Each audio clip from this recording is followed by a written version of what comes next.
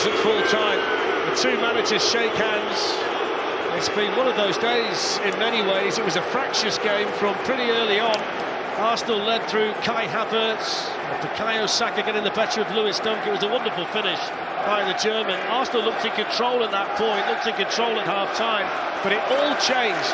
Declan Rice sent off for a second yellow, a foul challenge in the first half, and flicking the ball away in the second.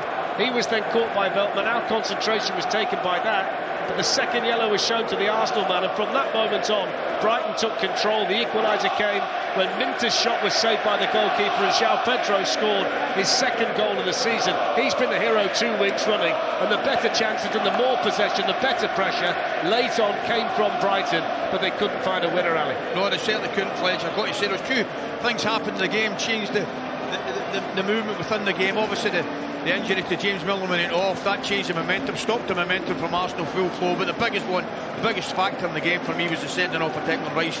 Brighton, as you would expect, totally dominated possession. Arsenal without out their chances, but from that point, Brighton could smell blood. They got the equaliser, they couldn't get the winner. And I'll tell you right now, I think Arsenal, looking back maybe tomorrow morning, say that's not a bad point in into 10 men. Chris Cavanagh's hearing it from the crowd. The referee, Declan Rice, sent off for the first time in his career for a second yellow card. Arsenal hang on to get a point. The post-match interviews will be fascinating, and so will the analysis from Martin and Peter alongside Lindsay. But it's finished all square. It's finished Arsenal 1, Brighton 1.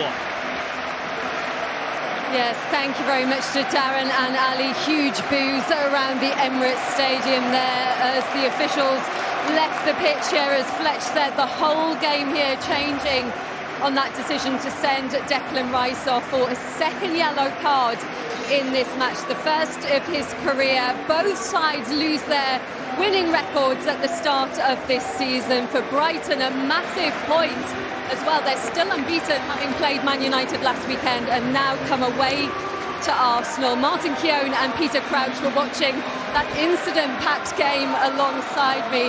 Martin, are you looking at that as two big points dropped for Arsenal here? Or, as Ali said, on reflection, do you think that will be seen as a good point given the circumstances? I think if you look overall, down to 10 men, and it was a rampant Brighton team, then you think, OK, they've salvaged something.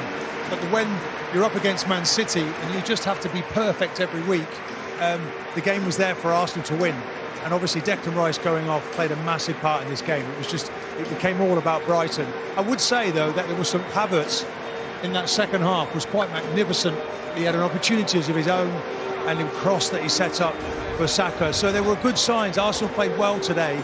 OK, Brighton, we already know they're a good side, but the referee has played a major part in this match.